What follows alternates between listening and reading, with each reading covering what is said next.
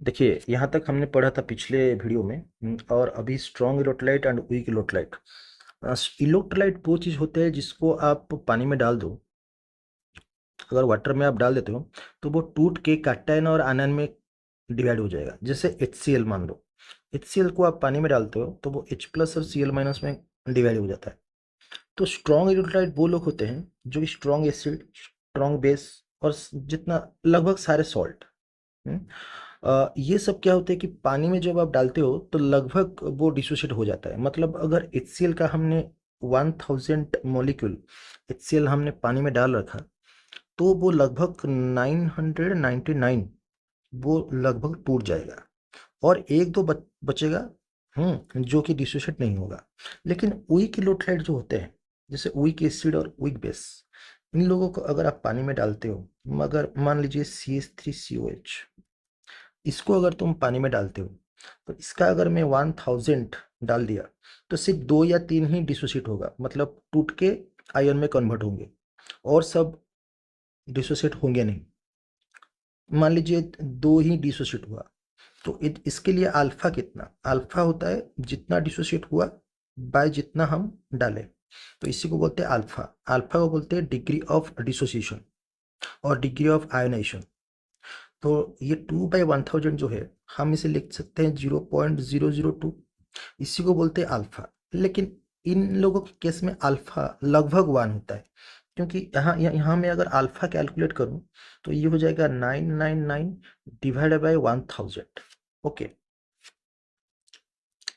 तो ये लोगों के लिए अल्फा लगभग 1 होता है, पर ये लोगों के लिए alpha very very very very less than 1। तो ये स्ट्रॉन्ग इलेक्ट्रोलाइट और वीक इलेक्ट्रोलाइट में जो डिफरेंस है, ये it dissociate into ions almost completely. मतलब अल्फा लगभग 1 है और इट डिसोसिएट्स वेरी लिटिल। और एग्जांपल्स आप देख लेंगे, स्ट्रॉन्ग एसिड जो है HCl, HNO3, H2SO4, और स्ट्रॉन्ग बेस जो है NaOH, KOH, ये सब है। और वीक एसिड में भी आप याद रखेंगे CH3COH एसिटिक एसिड, और H2CO3 जो कि कार्बोनिक एसिड, और ये NH4OH कैल्शियम हाइड्रोक्साइड, ये सब वीक बेस है।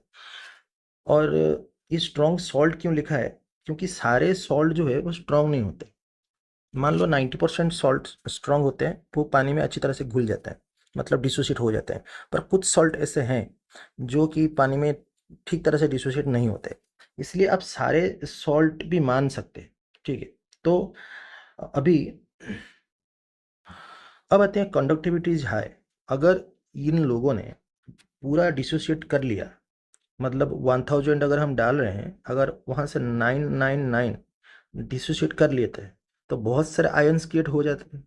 तो उनमें अगर हम इलेक्ट्रिसिटी कन्वर्ट करवाएं, मान लीजिए यहाँ हम HCl डाले हुए और यहाँ से हम इलेक्ट्रिसिटी कन्वर्ट कन्वर्ट करवाते हैं, पॉजिटिव नेगेटिव, तो इलेक्ट्रिसिटी बढ़िया से कंडक्ट होगा, तो इनका कंडक्टिविटी भी हाई रहेगा। लेकिन वीक इलेक्ट्रोलाइट के लिए कंडक्टिविटी लो रहेगा, क्योंकि वीक इलेक्ट्रोलाइट जो होते हैं वो पानी में इतना सारा आयन प्रोड्यूस नहीं करते हैं। तो अगर आयन ज़्यादा प्रोड्यूस नहीं करेंगे तो कंडक्टिविटी उनका ऑब्वियसली लो होगा। फिर law of chemical equilibrium is not valid. ये लॉ ऑफ केमिकल इक्विलिब्रियम जो है, ये फर्स्ट ईयर में है, ऑस्टवाइल्ड डाइल्यूशन लॉ। उसमें एक फॉर्मूला था कि C = C∝²। वो मैं बाद में बताऊंगा आपको, इसी चैप्टर में है। पर ये चीज़ जान लीजिए कि लॉ ऑफ इक्विलिब्रियम सिर्फ वीक इलेक्ट्रोलाइट के लिए ही वैलिड होता है, क्योंकि उनका अल्फा होता है, अल्फा का एक वैल्यू होता है। लेकिन इन लोगों के लिए लॉ ऑफ इक्विलिब्रियम वैलिड नहीं करता, क्योंकि उनका तो अल्फा 1 होता है। बताऊंगा मैं क्या है। अच्छा, अब लिखा है degree of dissociation increases with dilution.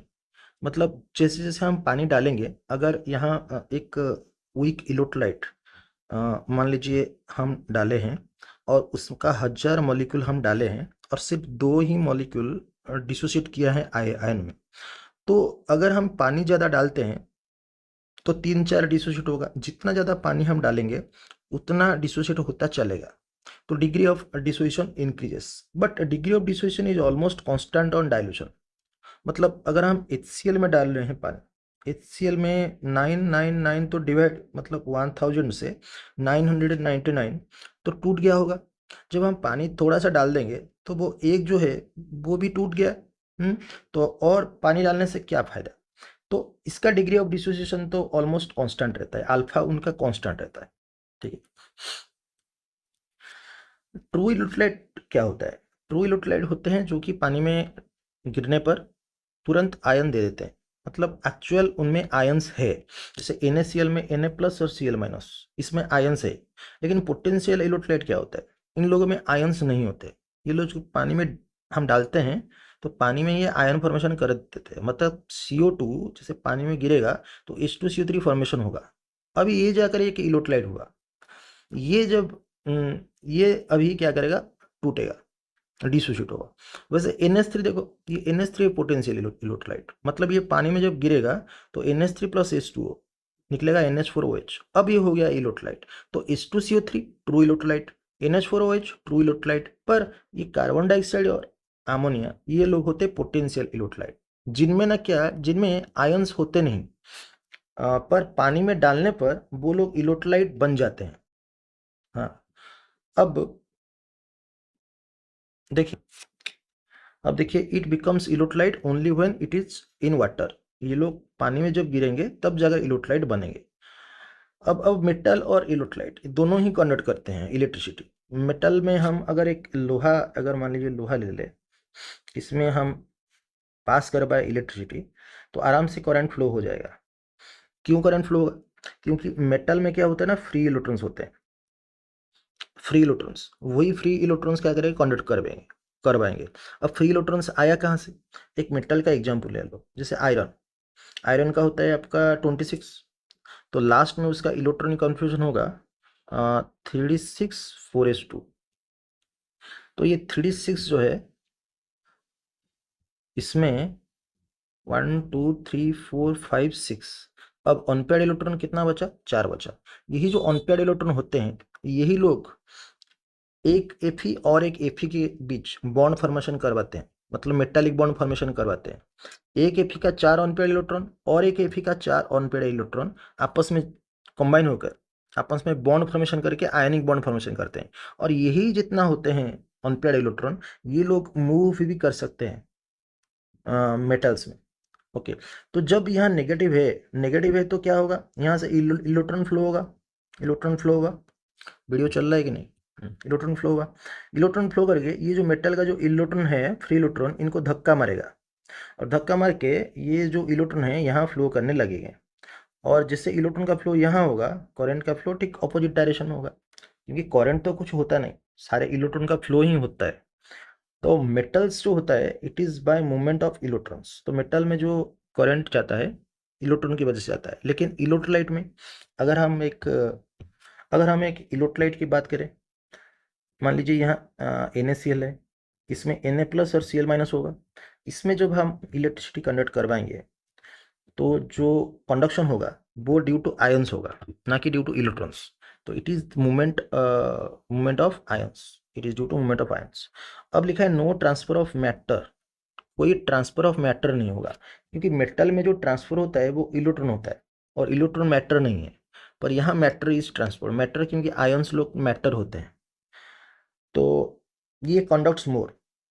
Metal लोग ना ज़्यादा कंडक्ट करेंगे, पर इलेक्ट्रोलाइट कंडक्ट लेस।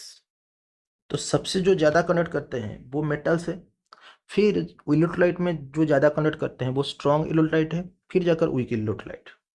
अब अगर मैं क्या करूँगा, मेटल में ये जो इलेक्ट्रॉन्स है, अगर ये टेम्परेचर दे दूंगा, मान लीजिए मेटल को मैंने गर्म कर दिया, तब क्या होगा? तब देखिए क्या होगा, ये इलेक्ट्रॉन जो मूव कर रहा है ना, ये लोग ज़्यादा मूव नहीं कर पाएंगे, क्योंकि जिससे ही मैंने टेम्परेचर दूंगा ना, ये इलेक्ट्रॉन सब स्टार्ट वाइब्रेटिंग, स्टार्ट डांसिंग, और अपने आप में कोलाइड होना स्टार्ट हो जाएंगे। जैसे ये कोलाइड होना स्टार्ट हो जाएंगे तो वो जो फ्लो कर रहे थे ना, उनका फ्लो ये हो जाएगा, कम हो जाएगा।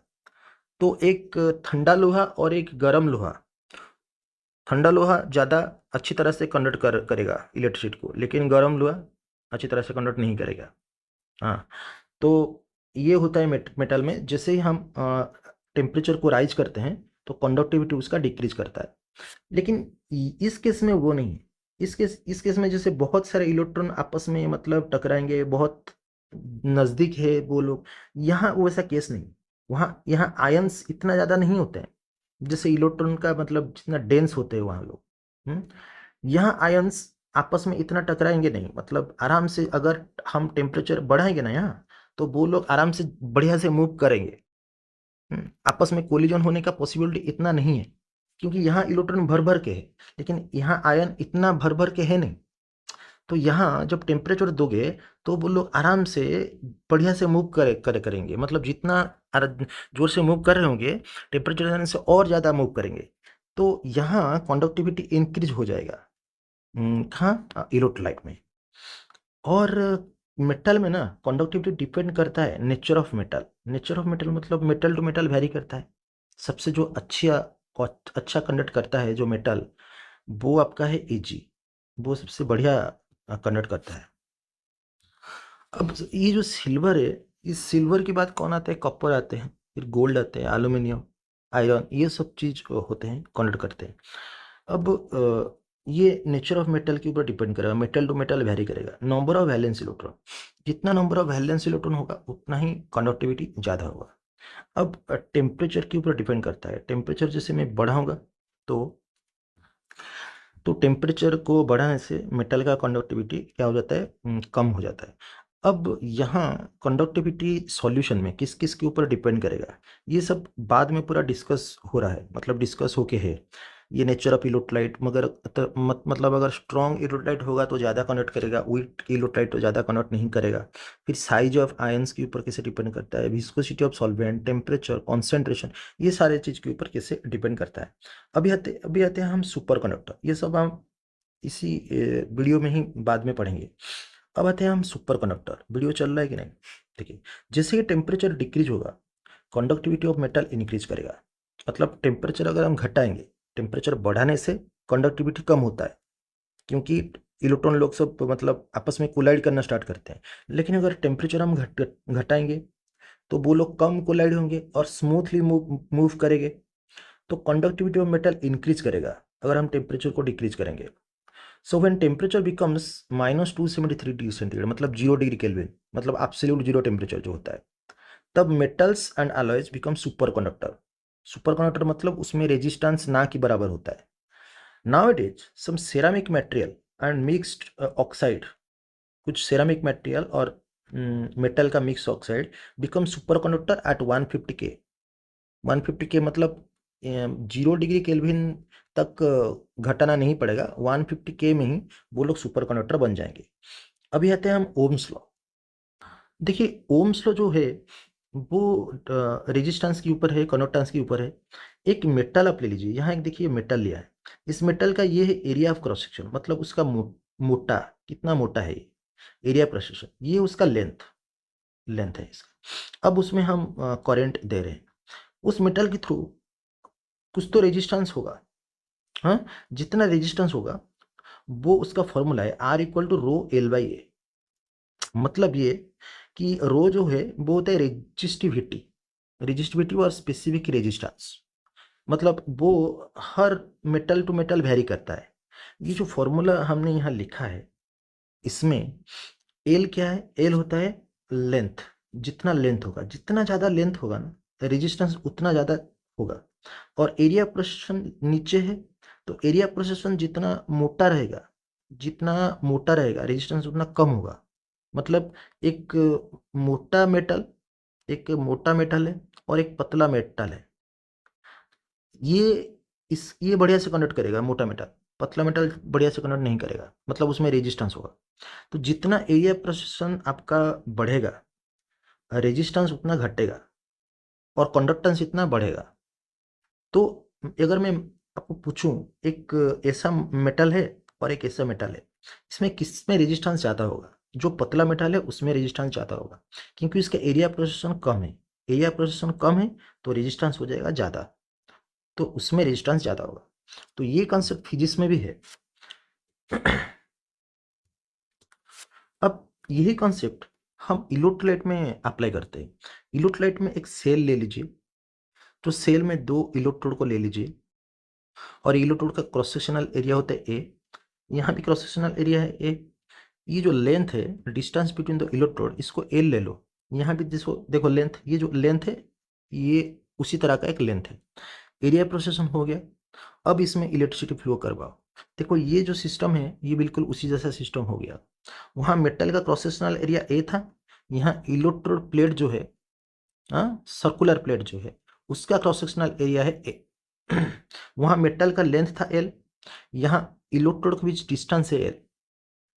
और ये फॉर्मूला भी लागू होता है इसके ऊपर, resistance equal to specific resistance. ये जो स्पेसिफिक रेजिस्टेंस है ये वेरी करेगा इलेक्ट्रोलाइट टू इलेक्ट्रोलाइट।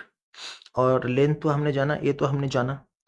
अब जैसे किसी मोबाइल फ़ोन को हम देखते हैं, मोबाइल फ़ोन का हम देखते हैं कितना जीबी रैम, रैम कितना जीबी होता है, उसमें स्टोरेज कितना जीबी मतलब रोम कितना होता है, इसके बेसिस पर डिसाइड होता है कि मोबाइल का मतलब क्या कैसे है, अच्छा है कि बुरा है कि क्या है।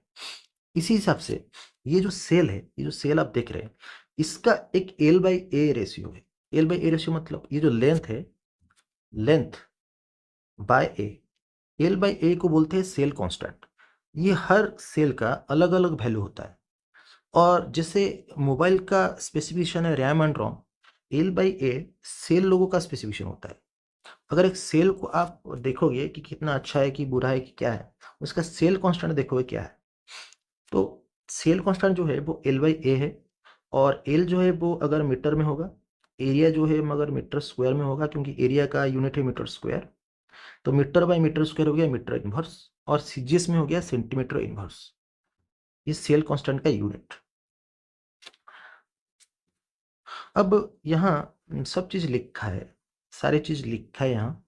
और ये जो रो है, अगर मैं इस इक्वेशन को थोड़ा सा इधर करूँ, अगर अगर इस इक्वेशन जो है, ये इक्वेशन है, इसको हम क्या करें, रो को रखें, एल बाई ए को इस साइड ले लो, तो रो हो जाएगा आर ए बाई एल। तो रो हो जाएगा आर ए बाई एल। अब रो क्या है, रो है रेजिस्टिविटी। अब अगर ये जो इक्वेशन है, इसका पूरा रेसिप्रोकल ले लो, उसका पूरा उल्टा कर दो। रो को कर दो one one by rho, R को कर दो one by R, A by L को कर दो एल बाई ए। तो वन बाई रो जो है, रो क्या है, रेजिस्टिविटी, उसका उल्टा क्या होगा, कंडक्टिविटी। तो कंडक्टिविटी लिखा है कि, अच्छा आर क्या है, रेजिस्टेंस, उसका उल्टा क्या होगा, कंडक्टेंस। तो कंडक्टेंस लिखा है सी। और एल बाई ए तो हमारा हो गया सेल कांस्टेंट। ये आ गया बढ़िया सा formula, K equal to C into L by A. और एनसीईआरटी में ना ये जो एल बाई ए, इसको जी स्टार लिखा है, ठीक है। अच्छा K equal to one by R into L by A, ये हो गया के, हो गया आपका कंडक्टिविटी, क्योंकि वो रेजिस्टिविटी का उल्टा था। और रेजिस्टिविटी को बोला जाता था स्पेसिफिक रेजिस्टेंस। हाँ, स्पेसिफिक रेजिस्टेंस। इसको स्पेसिफिक रेजिस्टेंस क्यों बोला जाता है, क्योंकि अगर हम एल और ए को वन वन ले ले, एल को ले ले 1 सेंटीमीटर, ए को ले ले 1 सेंटीमीटर क्यूब, तो रो बन जाएगा आर। तो अगर हम यूनिट लेंगे, सब वैल्यू यूनिट ले जाएंगे, तो रो हो जाएगा आर, इसलिए उसे बोलते हैं स्पेसिफिक रेजिस्टेंस। और इसका यूनिट क्या है, rho equal to R A by L. इस फॉर्मूला को देखिए आप। अब ये फॉर्मूला आप देखिए, सिलेक्ट कर लो, rho equal to R A by L. तो आर का यूनिट क्या है, आर का यूनिट होता है ओम, आप जानते हैं। ए का यूनिट क्या है, सेंटीमीटर स्क्वायर सीजीएस में। एल का यूनिट क्या है, सेंटीमीटर। तो सेंटीमीटर स्क्वायर बाय सेंटीमीटर हो गया सेंटीमीटर। तो rho into centimetre, rho into centimetre, तो ये हो गया आपका यूनिट इसका, रेजिस्टिविटी का। अच्छा अच्छा, एक के क्या है, के होता है आपका कंडक्टिविटी। और सी क्या है, सी होता है कंडक्टेंस, क्योंकि ये वन बाई आर है। और के क्या है, वन बाई रो है। ये फॉर्मूला बहुत इंपॉर्टेंट है, ये फॉर्मूला में बहुत क्वेश्चन आता है। और के इक्वल टू कंडक्टिविटी और लिखा है स्पेसिफिक कंडक्टेंस, सब चीज वही लिखा है। और कंडक्टेंस का यूनिट क्या होगा, जैसे कंडक्टेंस क्या होता है, सी इक्वल टू क्या होता है, सी इक्वल होता है वन बाई आर। आर का यूनिट क्या है, ओम। तो इसका यूनिट क्या होगा, ओम इनवर्स। तो ये लिखा है ओम इनवर्स। ओम इनवर्स को मो भी लिखा है एम एच ओ, क्योंकि ओम होता है ओ एच एम, और इसका उल्टा उल्टा कर दो एम एच ओ। और ओम इनवर्स को बोलते हैं साइमन भी बोलते हैं। और रेजिस्टेंस का यूनिट लिखा है, ठीक है। तो ये याद रखना है आपको, कंडक्टेंस का यूनिट क्या है, तो ठीक है। अब आते हैं यूनिट ऑफ रो एंड के। अच्छा, रो का यूनिट तो हमने पहले पढ़ चुका कि रो का यूनिट, आपका रो का जो यूनिट है वो है आपका ओम सेंटीमीटर। अब यूनिट ऑफ के क्या होगा, इस फॉर्मूला को देखिए, ये फॉर्मूला को, यहाँ 1/r है, तो 1/r क्या मतलब, 1/r मतलब ओम इनवर्स, और L/A का यूनिट हमने क्या पढ़ा, सेंटीमीटर इनवर्स, तो K का यूनिट क्या हो जाएगा, ओम इनवर्स सेंटीमीटर इनवर्स। L/A का यूनिट हमने पढ़ा यहाँ, सेंटीमीटर इनवर्स हमने पढ़ा यहाँ, यहाँ देखिए L/A का जो यूनिट है यहाँ हमने सेंटीमीटर इनवर्स पढ़ा, तो K का यूनिट हो जाएगा ओम इनवर्स सेंटीमीटर इनवर्स और साइमन सेंटीमीटर इनवर्स, ठीक है। और इसको SI में लो तो साइमन मीटर इनवर्स। अच्छा, अब ये K को क्यों बोला जाता है स्पेसिफिक कंडक्टेंस, इसको कंडक्टिविटी इज क्यों होता है स्पेसिफिक कंडक्टेंस, वही बात है, अगर इस फॉर्मूला में हम L को 1 ले लें, A को 1 ले लें, तो K बन जाएगा C। तो फॉर यूनिट वैल्यूज K होता है C, यूनिट वैल्यू जो होता है तो स्पेसिफिक लगता है, तो K होगा आपका स्पेसिफिक कंडक्टेंस। अब ये तो हो गया आपका स्पेसिफिक कंडक्टेंस और कंडक्टिविटी। हाँ, एक बहुत ही इंपॉर्टेंट चीज को पढ़ते हैं, जब एल हो जाएगा 1 सेंटीमीटर, मैंने अभी बोला जब एल हो जाएगा 1 सेंटीमीटर, मान लीजिए लेंथ हो गया 1 सेंटीमीटर और एरिया प्रोसेशन हो गया 1 सेंटीमीटर स्क्वायर, अगर ये हो गया तो वॉल्यूम कितना हो जाएगा, इसका वॉल्यूम हो जाएगा, आप जानते हैं एक सिलेंडर का वॉल्यूम क्या होता है, length into cross sectional area, तो ये वॉल्यूम हो जाएगा 1 इंटू 1 सेंटीमीटर क्यूब, और 1 सेंटीमीटर क्यूब जो होता है वो 1 ml होता है। तो 1 ml इलेक्ट्रोलाइट अगर हम लेंगे, उसका कंडक्टिविटी जितना है वही है स्पेसिफिक कंडक्टेंस और कंडक्टिविटी।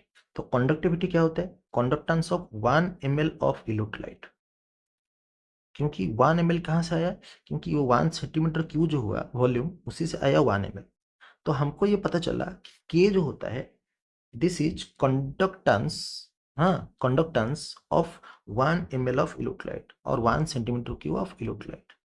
अब आप बोलेंगे सर इसको आप SI में क्यों नहीं लेते, देखिए ये जो सेल होता है ना, इस सेल का डायमेंशन नॉर्मल सेंटीमीटर में ही होता है, तो आप 1 सेंटीमीटर में ही लो और ये 1 ml आप अज्यूम करो, ठीक है।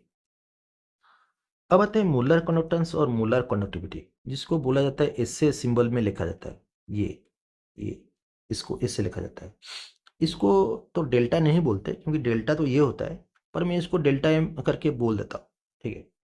अच्छा, अब ये सिंबल है क्या एक्चुअली ये होता है कैपिटल लैम्बडा, लैम्बडा होता है ऐसे, इसका कैपिटल करो ये होता है, बार बार हम कैपिटल लैम्बडा क्यों बोलेंगे, इसको डेल्टा एम करके बोलो आप, क्योंकि एग्जाम में जो आप लिखोगे उसी में मार्क आएगा, जो आप बोलोगे उसमें मार्क नहीं आएगा।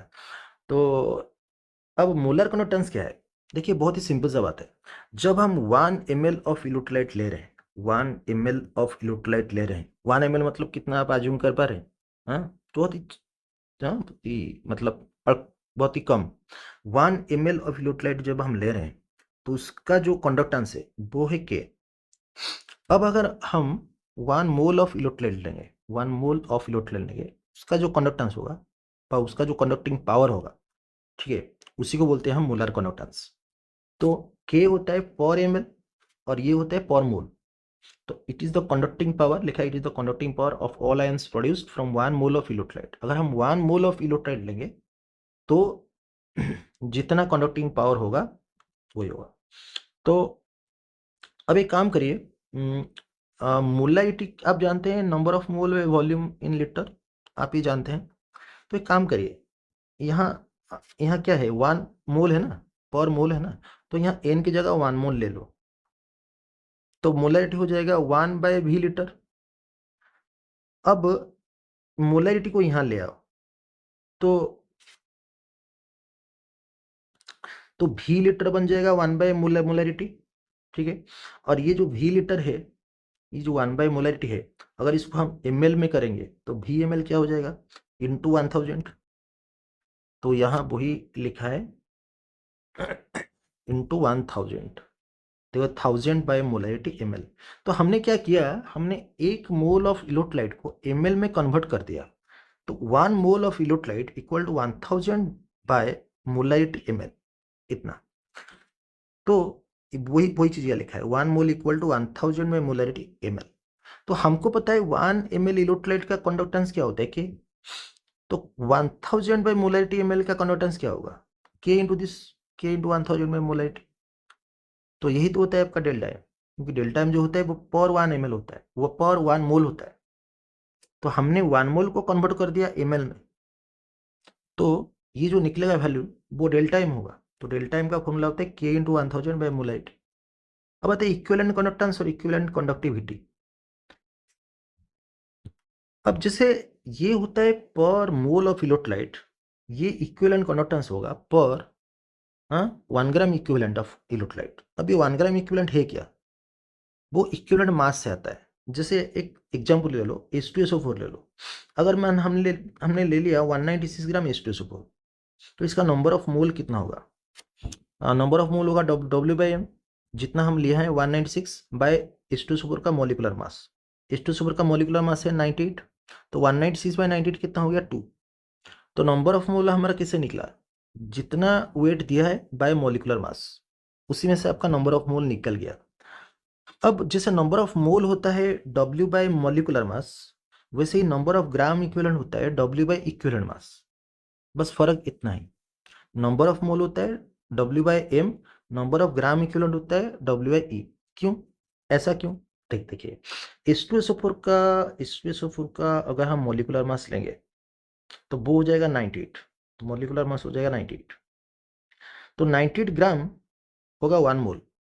अगर H2SO4 का हम इक्विवेलेंट मास लेंगे, इक्विवेलेंट मास कैसे निकलेगा, इक्विवेलेंट मास निकलेगा molecular mass by x। x क्या होता है, H2SO4 में 2H है, ये पानी में 2H छोड़ देगा, तो इसके लिए इसका x होगा 2, ठीक है। ऐसे एसिड लोगों का निकलता है, ये फर्स्ट ईयर में हम पढ़े हैं, एसिड जितना H प्लस देगा उसी का x उतना ही होगा। तो ये 2 देता है, 2H देता है, तो इसका मोलिकुलर मास हो गया 98, ये x हो गया 2, तो 49, तो इसका इक्विवेलेंट मास हो गया 49। तो इक्विवेलेंट मास अगर 49 हो गया, तो अगर हम H2SO4 का 1 ग्राम इक्विवेलेंट बोलेंगे, 1 ग्राम इक्विवेलेंट दैट इज होगा 49 ग्राम। जैसे मॉलिक्यूलर मास 98 होता था और हम बोल रखे थे कि 1 मोल इक्वल टू 98 ग्राम, 1 मोल होगा मॉलिक्यूलर मास इन ग्राम, 1 ग्राम इक्विवेलेंट होगा इक्विवेलेंट मास इन ग्राम। अच्छा, तो जब हम नंबर ऑफ मोल निकालेंगे तो हम W/m करेंगे, लेकिन जब हम नंबर ऑफ ग्राम इक्विवेलेंट निकालेंगे तो W/e करेंगे।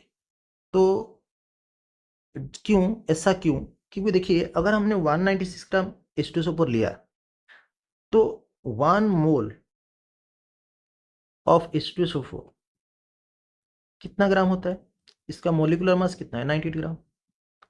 अगर 1 मोल H2SO4 98 ग्राम है, तो 196 ग्राम अगर हमने लिया तो 98 का डबल होता है 196, तो 196 ग्राम कितना मोल हो जाएगा, 2 मोल हो जाएगा।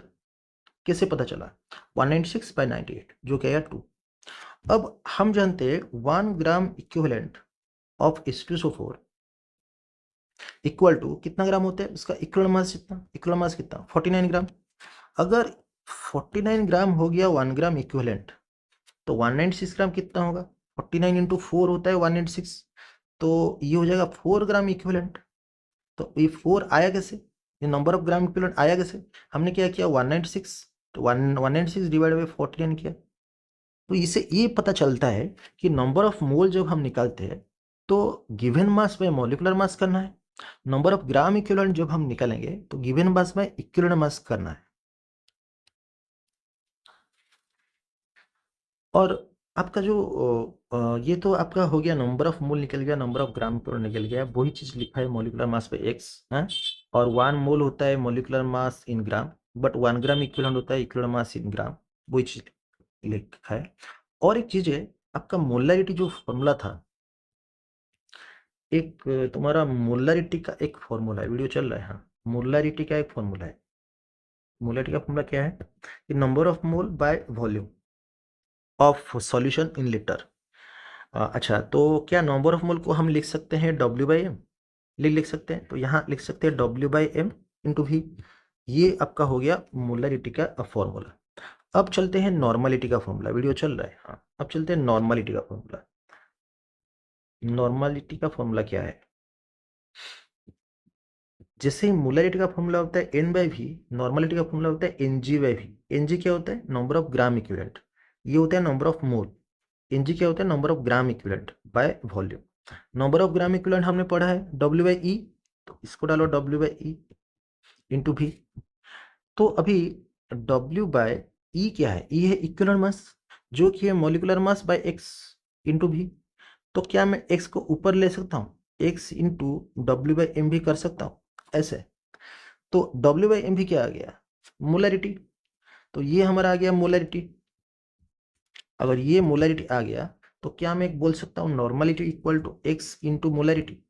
तो ये आ गया फॉर्मूला नॉर्मलिटी और मोलरिटी के बीच, जो कि हमने फर्स्ट ईयर में पढ़ा है। तो ये बात आप जान लीजिए कि नंबर ऑफ मोल जो होता है वो मोलरिटी के लिए होता है, number of gram equivalent normality के लिए होता है। तो ये डेल्टा इक्यू क्या होगा? के इंटू 1000 बाय नॉर्मलिटी। जैसे आपका ये 1000 में मोलरिटी होता था है। अच्छा, अब equivalent conductivity is the conducting power of all ions present in 1 gram equivalent of electrolyte. ये सेम चीज हम यहाँ लिख देते हैं मोलर कंडक्टिविटी में। It is the conducting power of all ion produced from 1 mole of electrolyte. यहाँ 1 मोल use होता था, यहाँ यूज होगा 1 ग्राम इक्विवेलेंट। अब हम जानते थे normality equal to molarity into x. अभी भी मैंने आपको यहाँ बताया।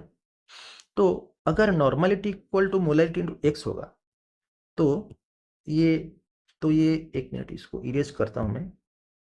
तो डेल्टा एम और डेल्टा ई के बीच रिलेशनशिप क्या होगा? देखिए, डेल्टा एम का फॉर्मूला क्या है?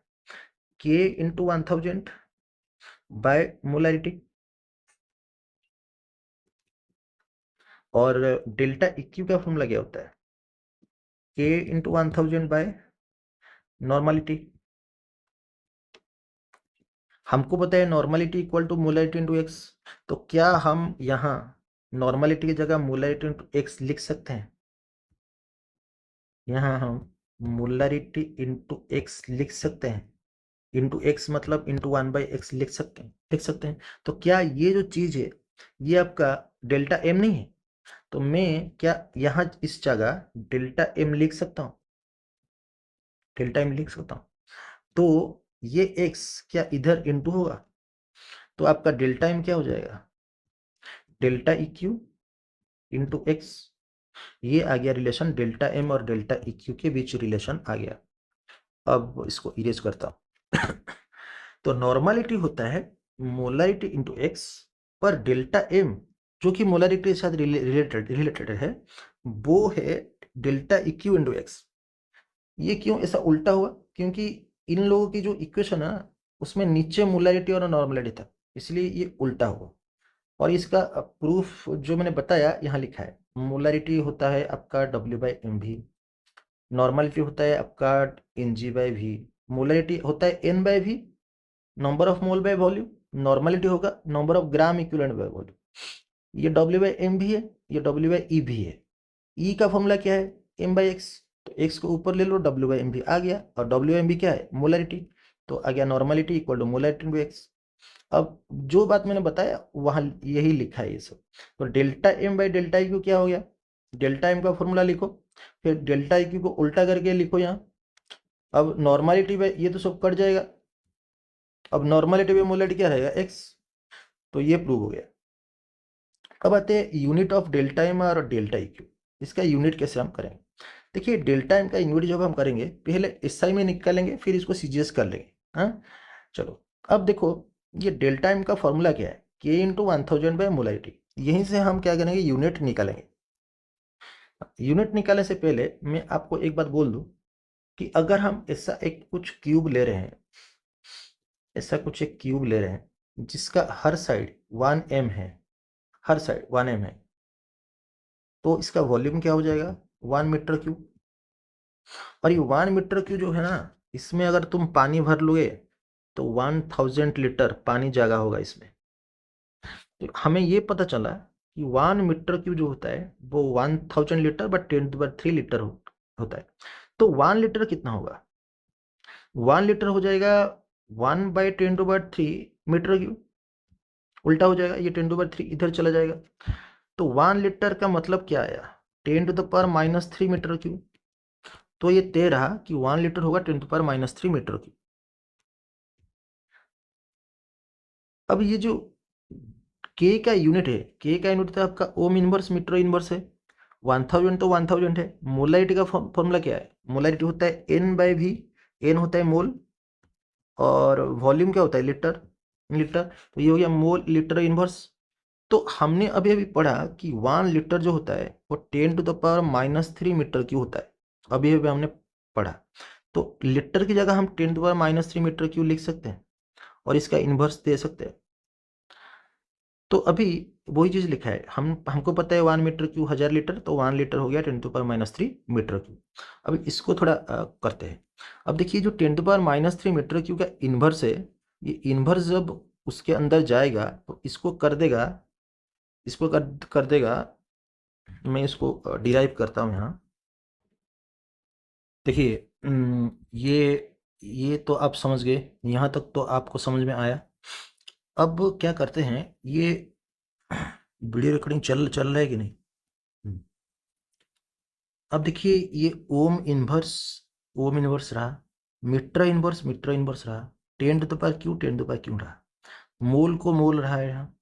अब ये 10⁻³ टू द पावर -1 जो है, ये -1 10⁻³ को 10⁻³ कर देगा और मीटर क्यू को मीटर टू द पावर -3 कर देगा। ठीक है, यहाँ तक समझे आप। अभी ये जो 10⁻³ और 10⁻³ कट जाएगा और ये जो मीटर टू द पावर -3 है, ये जो ऊपर जाएगा तो ये मीटर टू द पावर 3 हो जाएगा। तो ये मीटर टू द पावर 3 हो गया। अब मीटर इनवर्स तो मीटर इनवर्स है और ओम इनवर्स तो ओम इनवर्स है। मोल जो नीचे है वो ऊपर जाके मोल इनवर्स बन जाएगा। तो ये हो गया ohm inverse, mole inverse, metre inverse और मीटर क्यूब। अब मीटर इनवर्स और मीटर क्यूब ये बन गए मीटर स्क्वायर, क्योंकि 3 - 1 2 होता है और ये बन जाएगा मीटर स्क्वायर। अब ओ इनवर्स रहा और मोल इनवर्स रहा, तो ये इस साइड में उसका यूनिट हो गया ohm inverse metre square mole inverse. पर अगर सीजीएस में मैं करूंगा तो ohm inverse centimetre square mole inverse. Ohm inverse को आप साइन में भी लिख सकते हैं।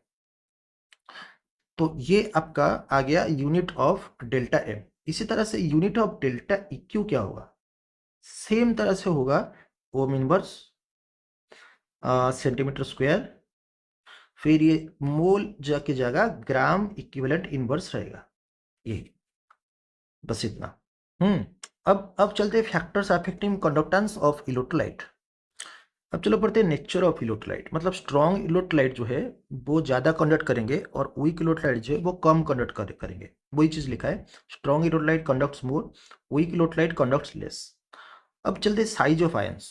देखिए जितना larger the size of ions होगा ना, उसका कंडक्टेंस उतना ज़्यादा होगा। मतलब कैसे, ये कैसे हो गया, देखिए अगर हम KCl और NaCl और LiCl ले रहे हैं, जब हम पानी में डालेंगे, LiCl सबसे छोटा है, Li+ जो है वो सबसे छोटा है।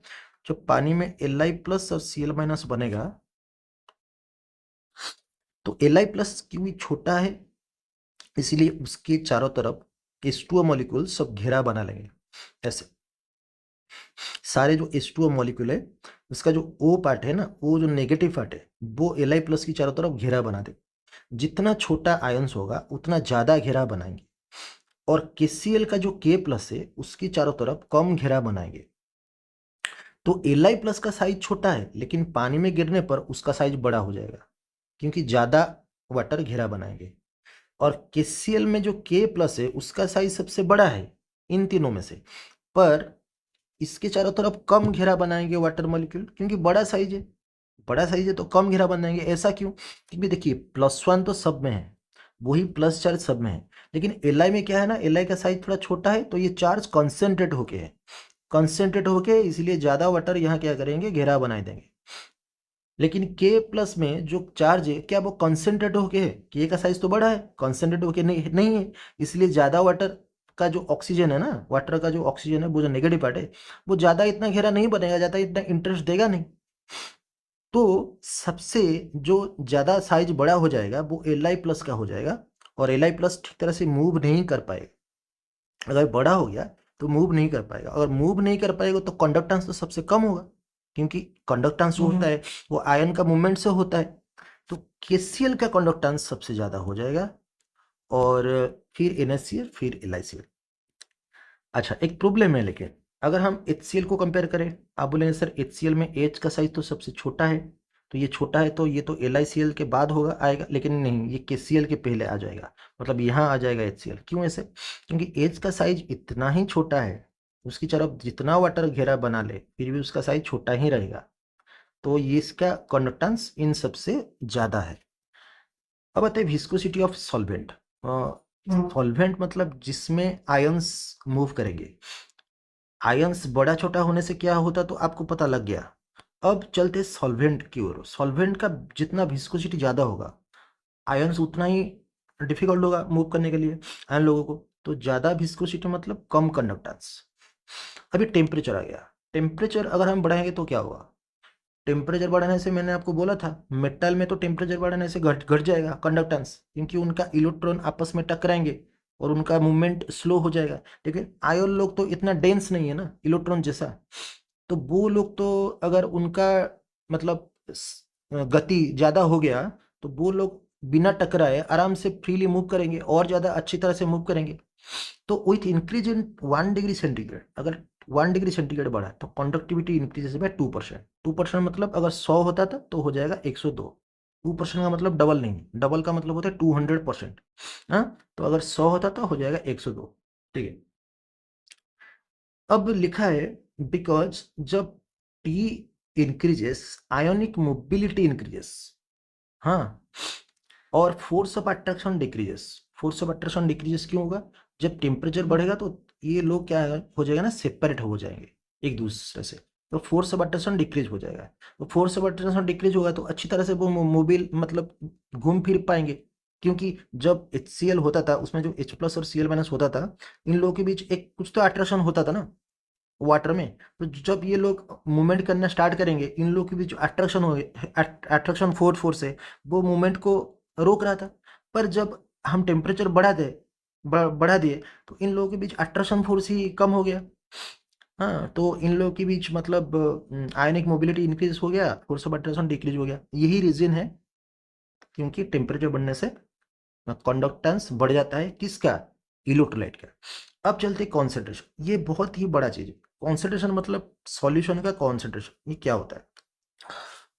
देखिए, जब कोई इलेक्ट्रोलाइट होगा, मतलब मान लीजिए ये CH3COH हमने डाला रखा है और इसका हमने 1000 मॉलिक्यूल डाला रखा है, और इसमें से तो टूटेगा सिर्फ 2 या 3।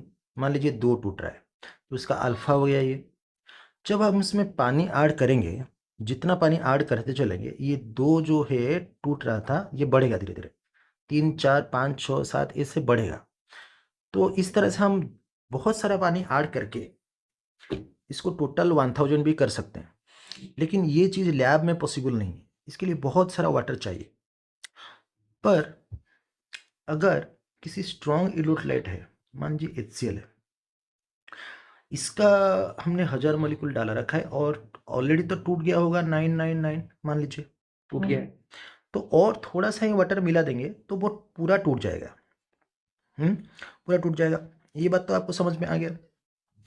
अब देखो, जब अगर हमने ये जो वीक इलेक्ट्रोलाइट का केस था, अगर हम यहाँ इलेक्ट्रिसिटी कन्वर्ट करवाते हैं, अगर इसमें हम पानी डालते रहते हैं, तो जितना पानी डालते डालते रहेंगे ये ज़्यादा कन्वर्ट करेगा, क्योंकि इसका जो आयंस है वो ज़्यादा ज़्यादा टूट रहे हैं। अगर ज़्यादा टूट रहे हैं तो ज़्यादा आयंस, अगर ज़्यादा आयंस है तो इसका क्या हो जाएगा, मोलर कंडक्टिविटी जो डेल्टा M है और डेल्टा EQ है वो भी उसका बढ़ जाएगा, क्योंकि ज़्यादा number of moles of ions टूट रहे हैं, तो डेल्टा M और डेल्टा EQ इसका बढ़ जाएगा। किसका? वीक इलेक्ट्रोलाइट का। स्ट्रॉन्ग इलेक्ट्रोलाइट का भी वही केस होगा, इसका भी डेल्टा M और डेल्टा EQ बढ़ेगा। लेकिन इसका ना, जब हम पानी डालेंगे, कुछ पानी डाले होंगे, उसका पूरा 1000 से 1000 सब डिसोसिएट कर जाएगा। ठीक है, तो वही लिखा है व्हेन डाइल्यूशन ऑकर्स, मतलब जब हम पानी डालते हैं, पानी डालेंगे मतलब कॉन्सेंट्रेशन ऑफ सॉल्यूशन घटेगा। हाँ, डाइल्यूशन जितना होगा कॉन्सेंट्रेशन उतना घटेगा। क्योंकि अगर CH3COH हम यहाँ है पानी में, अगर हम पानी डाल रहे हैं तो पानी का कॉन्सेंट्रेशन ज़्यादा हो रहा है, मतलब पानी का मात्रा ज़्यादा हो रहा है, लेकिन CH3COH का कॉन्सेंट्रेशन कम हो रहा है। तो अगर हम पानी डालेंगे मतलब डाइल्यूशन करेंगे या कॉन्सेंट्रेशन को घटाएंगे तो क्या होगा, then concentration decreases, so delta M delta U क्या हो जाएगा, इंक्रीज करेगा, क्योंकि ज़्यादा से ज़्यादा आयन टूटेंगे। As more moles of ions are produced, ज़्यादा मोल्स ऑफ आयन्स प्रोड्यूस होंगे। In case of weak electrolyte number of ions increases on dilution. मैंने आपको बताया था अभी CH3COH का जो केस है, जैसे हम पानी ज़्यादा डालेंगे तो नंबर ऑफ आयन्स क्या हो जाएगा, इंक्रीज करेगा, और डेल्टा एम और डेल्टा यू क्या करेगा, इंक्रीज करेगा। तो अगर हम एक ग्राफ ले रहे हैं, देखो ये ग्राफ है, इसमें हम एक्स एक्सिस में रूट ओवर ऑफ कॉन्सेंट्रेशन ले रहे हैं, कॉन्सेंट्रेशन मतलब मोलारिटी, और यहाँ हम ले रहे हैं डेल्टा एम का, यहाँ हम डेल्टा एम ले रहे हैं और डेल्टा एम ले रहे हैं। तो CH3COH का कर्व कुछ ऐसा ही होगा। कैसे, अगर हम इस दिशा में जाएंगे, इस दिशा में जाएंगे तो ये कॉन्सेंट्रेशन घट रहा है, कॉन्सेंट्रेशन घट रहा है मतलब हम पानी ऐड कर रहे हैं, मतलब जैसे जैसे हम पानी ऐड करेंगे हम इधर चलेंगे। तो देखिए जैसे जैसे हम पानी डालते हैं और कॉन्सेंट्रेशन को डिक्रीज कराते हैं तो ये ग्राफ इधर चलेगा चलेगा, और देखो इस CH3COH का जो डेल्टा एम का वैल्यू है इधर धीरे बढ़ रहा है, बढ़ के ये ग्राफ इसमें टच नहीं कर रहा है। क्यों नहीं टच कर रहा है, क्योंकि जो CH3COH है ना, इसको ये टच करवाने के लिए बहुत सारा पानी चाहिए। मतलब देखिए HCl का टच हो जा रहा है, HCl का तुरंत ही टच हो जा रहा है, क्योंकि HCl का ऑलरेडी 999 टूट चुका है और सिर्फ एक दो टूटेगा फिर हो जाएगा। लेकिन CH3COH के लिए क्या है, मतलब इसको बहुत पानी चाहिए। ठीक है, तो अभी एक डाउट सबके मन में आ रहा होगा, ये जो ग्राफ है, ये ग्राफ में HCl का अगर हम पानी मिलाते हैं तो ये जो ग्राफ है बढ़ क्यों रहा है, क्योंकि अगर हम पानी थोड़ा सा मिलाएंगे तो उसका अल्फा तो 1 हो जाएगा, मतलब 999 टूटा है, जब हम थोड़ा सा पानी मिलाते हैं तो वो तो एक दो टूट जाएगा, फिर उसका अल्फा तो अभी मतलब कांस्टेंट हो जाएगा, मतलब 1 हो जाएगा, फिर भी ये ग्राफ क्यों बढ़ रहा है, मतलब ये डेल्टा एम धीरे धीरे क्यों बढ़ रहा है ये ग्राफ, मतलब यहाँ यहाँ था आपका डेल्टा एम सी, बढ़ के यहाँ आके पहुँच गया, क्योंकि HCl के अंदर जो सब आयन्स है वो जब पूरी तरह से टूट जाएगा, जब हम ज़्यादा पानी डालेंगे तो उन लोगों में अट्रैक्शन इतना नहीं रहेगा, वो लोग फैल जाएंगे, मतलब इंटर आयनिक अट्रैक्शन उनका डिक्रीज कर जाएगा। अगर इंटर आयनिक अट्रैक्शन डिक्रीज कर गया तो वो लोग ज़्यादा बढ़िया से कंडक्ट करेंगे, क्योंकि कंडक्ट कराने के लिए आयन लोगों का मोबिलिटी बढ़िया, मतलब जितना मोबिलिटी अच्छा होगा उतना ही अच्छा होता है, और मोबिलिटी के लिए ये लोग जो एक दूसरे को खींच रहे थे, जैसे हम ज़्यादा पानी मिला रहे हैं, तो एक दूसरे को खींचना थोड़ा सा कम कर देंगे और बढ़िया से फ्लो करेंगे और बढ़िया से कनेक्ट करेंगे। तो स्ट्रॉन्ग इलेक्ट्रोलाइट में जैसे ही हम थोड़ा सा पानी डालते हैं तो सब टूट जाएगा, और थोड़ा ज़्यादा पानी करने से, ज़्यादा पानी देने से उसका जो डेल्टा एम है वो भी बढ़ रहा है। अभी डेल्टा एम बढ़ के एक पॉइंट पे पहुंच जाएगा जहां और नहीं बढ़ेगा, मतलब उसका वो लिमिटिंग वैल्यू है, उसको बोलते हैं डेल्टा एम जीरो। ठीक है, और ये डेल्टा एम जीरो जो वैल्यू है ये HCl का मतलब फाइनल वैल्यू है, और जितना पानी हम डालेंगे बढ़ेगा नहीं डेल्टा एम, ये इसका मैक्सिमम वैल्यू है। ठीक है, इसको बोलते हैं लिमिटिंग मोलर कंडक्टिविटी, मतलब ये मोलर कंडक्टिविटी जो है इसका लिमिट आ गया, अब ये नहीं बढ़ेगा। तो ये जो HCl का जो delta M delta M zero, ये हम लैब में टेस्ट कर सकते हैं।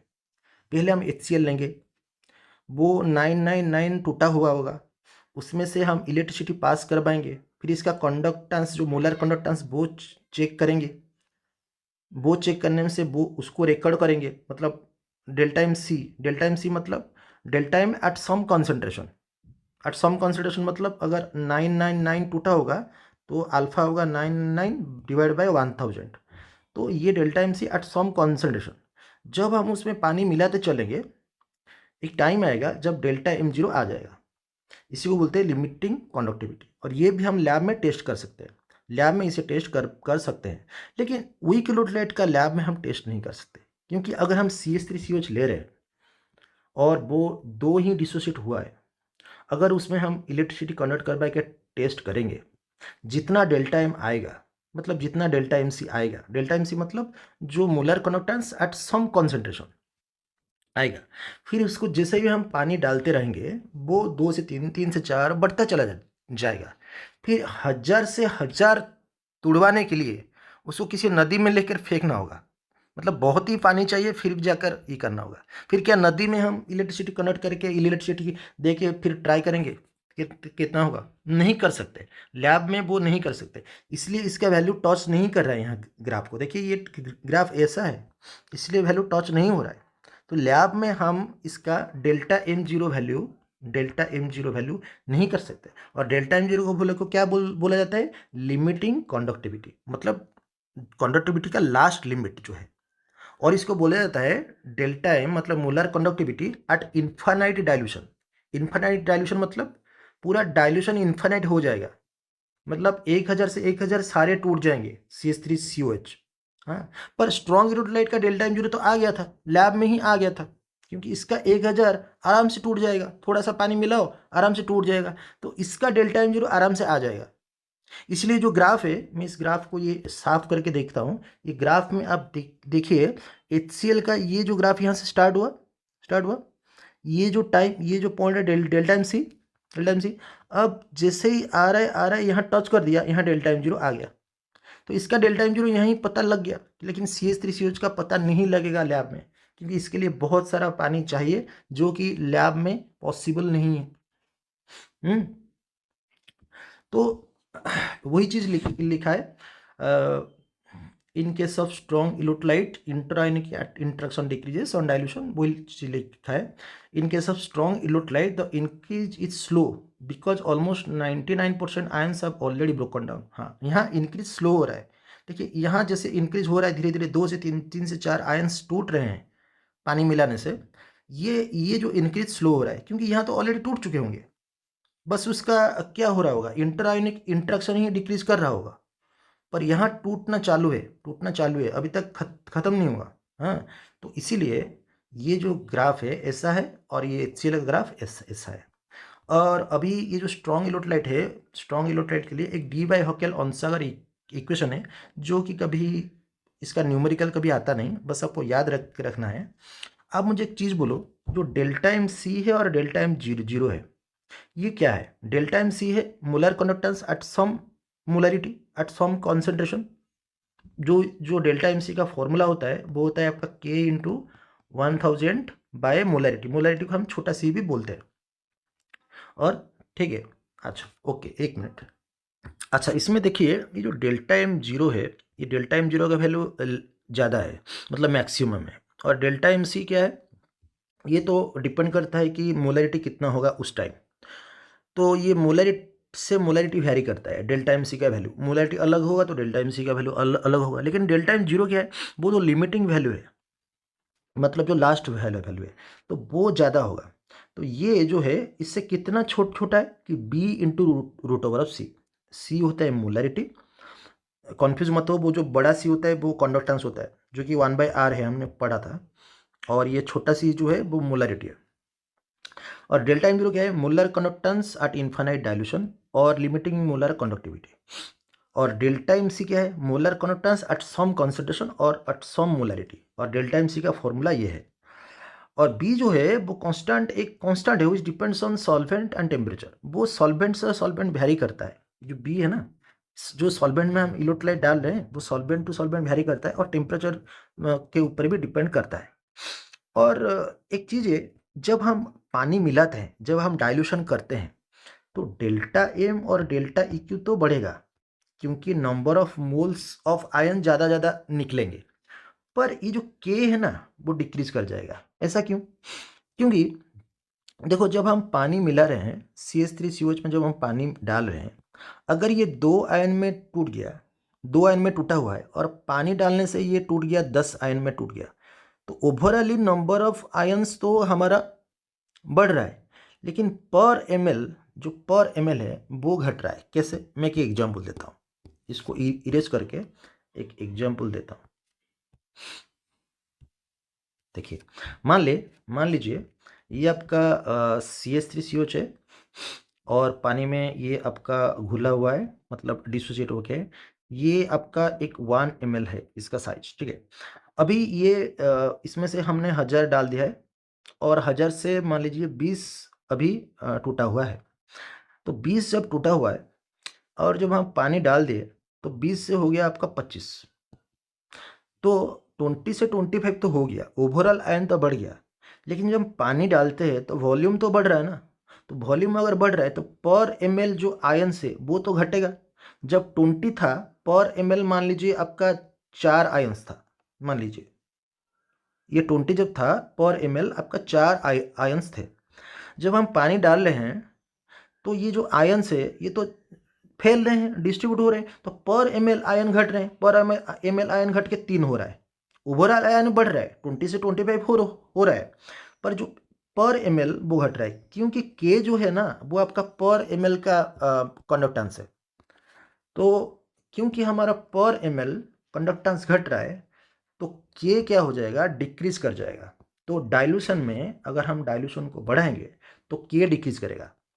तो इसका मतलब ये है कि डाइल्यूशन को बढ़ाएंगे मतलब कॉन्सेंट्रेशन को, डाइल्यूशन को बढ़ाएंगे मतलब कॉन्सेंट्रेशन को घटाएंगे। तो जब कॉन्सेंट्रेशन घटता है तो क्या के क्या होता है, डिक्रीज करता है। हाँ, और जब कॉन्सेंट्रेशन घटता है तो delta M delta E Q क्या होता है, बढ़ता है, ठीक है। तो के होता है आपका स्पेसिफिक कंडक्टेंस और कंडक्टिविटी, ठीक है। के होता है conductance of 1 ml of electrolyte.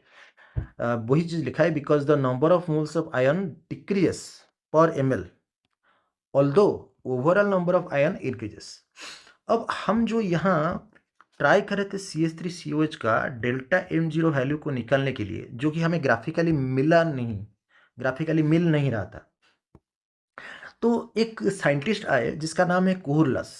उन्होंने बोला कि मैं ला दूंगा ये वैल्यू को, मैं करके एक फॉर्मूला डाल के मैं निकाल दूंगा। तो चलिए कोहलस लॉ पढ़ते हैं कि कोहलस लॉ में उन्होंने कैसे वीक इलेक्ट्रोलाइट का डेल्टा M0 वैल्यू भी निकाल दिया। मतलब CH3COH के लिए जो डेल्टा M0 वैल्यू है उसको भी निकाल दिया। कैसे देखिए, उन्होंने क्या बोला, उन्होंने बोला कि कोई भी इलेक्ट्रोलाइट हो, स्ट्रॉन्ग है या वीक हो, वीडियो चल रहा है कि नहीं, हाँ, स्ट्रॉन्ग है या वीक हो, मान लीजिए डेल्टा M0 NaCl है, तो उसका जो molar conductance at infinite dilution है वो होगा Na प्लस का ionic conductance plus Cl minus का आयनिक कंडक्टेंस। कोई भी हो, जैसे MgCl2 का अगर मोलर कंडक्टेंस हम लेंगे तो वो होगा Mg प्लस 2 का ionic conductance plus 2 into Cl minus का आयनिक कंडक्टेंस, और आयनिक कंडक्टेंस को हम लैम्बडा बोलते हैं, ठीक है। और ये जो है तो ये तो कैपिटल लैम्बडा है। अच्छा, MgCl2 है तो इसमें 2 इंटू हुआ, अगर यहाँ AlCl3 होता तो यहाँ 3 इंटू होता। तो इसी तरह से ये वीक इलेक्ट्रोलाइट जो है CH3COH, इसका भी वही हाल होगा, CH3CO माइनस H प्लस। तो ये वैल्यू तो हमको पता नहीं चलेगा, लैब में तो हमको पता नहीं चलेगा, पर हमको जो स्ट्रॉन्ग इलेक्ट्रोलाइट जैसे NaCl, इन लोगों का तो पता चल जाएगा ना, इन लोगों का पता चल जाएगा। मैंने जैसे लैब में बताया था, लैब में पानी डाल दो, सफिशिएंट डाल दो, फिर उसका कंडक्टिविटी, मोलर कंडक्टिविटी चेक करो, इन लोगों का मिल जाएगा। लेकिन वीक इलेक्ट्रोलाइट का मिलेगा नहीं। तो उन्होंने क्या किया, ये जो डेल्टा MgCH3COH है उसको आराम से लिखा, ये प्लस ये लिखा, दिस प्लस दिस। और उन्होंने क्या किया, एक लैम्बडा Na प्लस ऐड किया, लैम्बडा Cl माइनस ऐड किया, फिर उसी को माइनस कर दिया, लैम्बडा Na प्लस माइनस कर दिया, लैम्बडा Cl प्लस माइनस कर दिया। हो सकता है मैथमेटिकली हो सकता है किसी चीज़ को हम प्लस माइनस कर सकते हैं। तो इसको प्लस किया, इसको माइनस किया, इसको प्लस किया, इसको माइनस किया। फिर उन्होंने क्या किया, ये CH3CO माइनस है उसके प्लस Na प्लस को ले आया, दिस प्लस दिस इसको ले आया, और ये प्लस के पास Cl माइनस को ले आया, और ये जो Na प्लस और Cl माइनस है उसको ब्रैकेट दे दिया ताकि ये प्लस बन जाएगा। देखिए ब्रैकेट दे दिया ताकि ये प्लस बन जाएगा। अब देखिए जो CH3CO Na है इसको अगर हम मिलाएंगे तो ये बन जाएगा मोलर कंडक्टेंस, हाँ, at infinite dilution of CH3CO Na। ये बन जाएगा आपका HCl, H प्लस और Cl माइनस, और ये बन जाएगा आपका NaCl। NaCl स्ट्रॉन्ग मतलब सॉल्ट है इसीलिए स्ट्रॉन्ग है, इसका वैल्यू हमको पता चल जाएगा लैब में। HCl भी स्ट्रॉन्ग है और CH3CO Na ये भी तो सॉल्ट है ना, ये भी तो सॉल्ट है। सॉल्ट क्या होता है, सॉल्ट का मतलब क्या होता है, सॉल्ट वो होता है जिसमें आइदर H प्लस और OH माइनस होता नहीं, नहीं तो अगर होता है वो खुद एक कैटायन, अकेला कैटायन नहीं होता। मतलब जैसे आपका NaCl, क्या इसमें Cl, क्या इसमें H प्लस और OH माइनस है? नहीं है, तो ये सॉल्ट है। अगर यहाँ HCl है, क्या ये सॉल्ट है? नहीं, इसमें H प्लस है। अगर मैं बोल लूँ NaHCO3, इसमें देखिए H प्लस है, पर क्या H प्लस अकेला कैटायन है? Na प्लस भी तो है ना, तो ये सॉल्ट है। तो H प्लस अगर होगा तो अकेला कैटायन होगा नहीं। जैसे और एक मैं बोल दूं CaOH Cl, ऐसे बोल दूं, ठीक है, कैल्शियम हाइड्रोक्सो क्लोरोक्लोराइड, इसमें OH माइनस वन है। क्या OH माइनस अकेला आयन है? नहीं, Cl माइनस भी तो है ना। तो ये आपका सॉल्ट है। ये कौन सा सॉल्ट है? बेसिक सॉल्ट, क्योंकि इसमें OH माइनस है। ये कौन सा सॉल्ट है? एसिडिक सॉल्ट, क्योंकि इसमें H प्लस है। NaCl में कोई H प्लस OH माइनस है नहीं, तो ये न्यूट्रल सॉल्ट। ऐसे। तो ये जो CH3CONa है, ये एक सॉल्ट है, क्योंकि इसमें H प्लस और OH माइनस है नहीं। और इसका वैल्यू हमको पता चल जाएगा लैब में, इसका वैल्यू पता चल जाएगा, इसका वैल्यू पता चल जाएगा, और इन दोनों को मिला के इसको माइनस करके हम आराम से निकाल सकते हैं ये। हाँ, अब देखो क्वेश्चन कैसे दिया जाएगा। क्वेश्चन में ये तीनों वैल्यू दिया जाएगा, ये तीन वैल्यू दिया होगा, ये दिया होगा, ये दिया होगा, ये दिया होगा, आपको निकालना है ये। अब किसको प्लस करके किसको माइनस करोगे, किससे पता चलेगा? देखिए CH3COH है ना, जो चीज में CH3CO माइनस और H प्लस नहीं होगा, CH3CO माइनस और H प्लस नहीं होगा, किसमें CH3CO और H प्लस नहीं है? NaCl में। पर इसमें है CH3CO, इसमें है H प्लस, ये H प्लस है। तो इन दोनों को प्लस करना है, और जिसमें कुछ नहीं है उसको माइनस करना है। अब देखिए ये एक डेल्टा एम CaCl2, इसका Ca+2+2 Cl माइनस, इसका वैल्यू दिया होगा, इसका वैल्यू दिया होगा, आप आराम से निकाल सकते हो। अच्छा, अब देखिए और एक फॉर्मूला यहाँ आता है। यहाँ देखिए MgSO4 वाला फॉर्मूला तो आपने आराम से आपको कर देना है, Mg+2 और SO4-2। अब देखिए एक फॉर्मूला है, अल्फा क्या है? Degree of dissociation. तो डिग्री ऑफ डिसोसिएशन है, इसका formula delta MC by delta M0।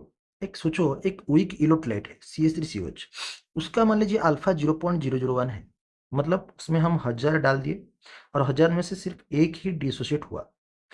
अब जब डेल्टा M0 उसका आएगा तो सारे चीज डिसोसिएट हो गए।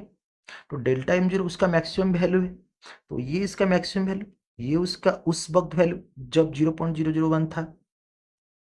तब ये जो फॉर्मूला है ये काम कैसे करता है मैं आपको बताता हूँ।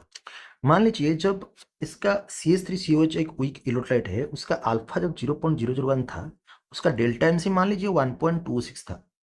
अब 1.26 अगर है उसका डेल्टा MC एट 0.001, मतलब अल्फा, तो जिससे ही इसका अल्फा बढ़ेगा, मतलब जब हम पानी डालते चलेंगे उसका अल्फा बढ़ते चलेगा, ये डेल्टा MC भी बढ़ते चलेगा, और जब पहुंचेगा डेल्टा M0, तो डेल्टा M0 कितना होगा? डेल्टा M0 होगा, डेल्टा M0 होगा 1.26 जो था डिवाइड बाय 0.001, जो कि हो जाएगा 1.26 डिवाइडेड बाय 1/1000। तो उसको ऐसे करो, 1000/1 करो, तो 1.26 इंटू 1000, जो कि इतना हो जाएगा 1.26 इंटू 10⁻³ हो जाएगा। हाँ, बहुत ज़्यादा हो जाएगा जब डेल्टा M0 पहुंच जाएगा तब ये फॉर्मूला आया कहाँ से? ये फॉर्मूला आया यहाँ से, जब 0.001 था अल्फा, तब डेल्टा MC आपका 1.26 था। जब ये पूरी तरह से डिसोशिएट कर जाएगा तो उसका बन जाएगा डेल्टा M0। तो 0.001 बाय 1 इक्वल टू 1.26, देखो 0.001 by 1 equal to 1.26 by delta M0, ये रेशियो एक ही जैसा है। तो इससे हमें पता चलेगा कि डेल्टा M0 इक्वल टू, ये फॉर्मूला आ गया, ये जो फॉर्मूला से आपका देखो डेल्टा M, अभी ये क्या है? अल्फा है ना, तो अल्फा बाय 1 क्या है? अल्फा, तो अल्फा इक्वल टू क्या है? Delta MC bye delta M0। तो डेल्टा M0 क्या है ना, बहुत ज़्यादा है डेल्टा MC, ठीक है। अब आते हैं डिसोसिएशन कांस्टेंट और इक्विलिब्रियम कांस्टेंट। ये ऑस्टवाल्ड डाइल्यूशन लॉ है जो कि फर्स्ट ईयर में आप पढ़े हैं। इसको मैं और एक बार समझा देता हूँ। देखिए इसको समझने के लिए मैं एक एग्जांपल लेता हूँ यहाँ। मान लीजिए CH3COH है या CH3COH है, और ये टूट रहा है CH3CO- और H+ में। अब मान लीजिए CH3COH है, मान लीजिए टोटल है आपका 500, लेट 500 है। अब ये जब पानी में गिरा नहीं होगा, इनिशियली जब गिरा नहीं होगा, तो ये लोग तो 0 0 होंगे, क्योंकि अभी तक पानी में गिरा नहीं, मतलब ये इनिशियली। अब जब ये गिर गया और इक्विलिब्रियम में पहुंच गया, मतलब अब टूट नहीं सकता, ठीक है। अगर हम ज़्यादा पानी डालेंगे तब जाकर टूटेगा। उतना पानी में जितना टूट सकता है वही पहुंच गया, इक्विलिब्रियम में पहुंच गया। तो टूट गया। तो मान लीजिए 500 से इसका अल्फा, मान लीजिए इसका अल्फा 0.001 है। तो 0.001 मतलब 1/1000 है। तो इसमें कितना घटेगा? इसमें इतना घटेगा। 500 था, 500 का 1/1000 अगर तुम करोगे, ये जितना आएगा उतना घटेगा। मान लीजिए मैं थोड़ा सा वैल्यू चेंज करता हूँ। ये अल्फा का वैल्यू मैं ले लेता हूँ, अल्फा इक्वल टू 0.01 ले लेता हूँ, जो कि 1/100 है। लेट 1/100, तो इसको मैं 1/100 कर देता हूँ। अभी 500 डिवाइड इंटू कितना जाओ 1/100, तो 100 कट गया 5, तो आपका 5 डिसोशिएट कर गया। तो 500 था, उसमें से 5 कट गया। अगर यहाँ से 5 डिसोशिएट करेगा तो इसकी जो आयन निकलेगा ये भी 5 निकलेगा, ये भी 5 निकलेगा, क्योंकि इसमें से जब एक टूटेगा तो इसमें से एक आएगा, इसमें से एक आएगा। जब 500 है उसमें से 5 डिसोशिएट मतलब कर गए, तो ये भी 5 निकलेंगे, ये भी 5 निकलेंगे। तो मान लीजिए ये जो 500 मैंने लिया था, ये है इसका इनिशियल कॉन्सेंट्रेशन, मोलरिटी, मतलब जितना हम डाले थे। अब देखो 500 माइनस 500 इंटू ये क्या है? अल्फा। तो हमने ये जो लिखा है, इसको थोड़ा सा मैं इरेज करता हूँ और इसको सही तरह से लिखता हूँ। ये क्या है? 500 माइनस 500 इंटू अल्फा, जो कि 5 है। ये जो 5, तो ये जो 500 इंटू अल्फा है, इसको मैं लिख सकता हूँ सी अल्फा, क्योंकि इसको अगर मैं सी ले लूँ तो इसको लिख सकता हूँ C- अल्फा। और ये जो 5 है, ये 5 क्या है? ये सी अल्फा है ना। जो 500 इंटू अल्फा निकला 5 ना, तो ये सी अल्फा है, ये क्या है? C alpha. यहाँ सी अल्फा, यहाँ सी अल्फा। अब अगर मैं ये इक्विलिब्रियम टाइम में अगर मैं केसी निकालूंगा, केसी का फॉर्मूला क्या है? Product bye reactant. प्रोडक्ट क्या है? ये दोनों प्रोडक्ट है। इसका कॉन्सेंट्रेशन क्या है? C alpha into C alpha. तो प्रोडक्ट का कॉन्सेंट्रेशन का इंटू बाय रिएक्टेंट का कॉन्सेंट्रेशन। रिएक्टेंट कॉन्सेंट्रेशन कितना होगा? C- alpha. अब ये C alpha into C alpha कितना हो गया? C square alpha square. और इसको कॉमन ले लो, सी कॉमन ले रहे तो ये 1 माइनस अल्फा हो जाएगा। अब ये सी स्क्वायर और सी कट गया, नीचे रहा C alpha square by 1 minus alpha. जो अल्फा है ना, हम यहाँ कितना लिए थे? 0.01, लेकिन ये एक्चुअली बहुत ही छोटा होता है, 0.0000123 ऐसे होता है। तो अल्फा क्योंकि 1 से बहुत छोटा है, तो हम अल्फा क्या करेंगे? नेग्लेक्ट कर देंगे, मतलब 0 कर लेंगे। अगर 0 कर लेंगे तो ये बन जाएगा 1, तो 1 माइनस अल्फा हो जाएगा 1, तो ये बन जाएगा सी अल्फा स्क्वायर। पर यहाँ अल्फा को हम यहाँ नेग्लेक्ट नहीं कर सकते। क्यों ऐसा?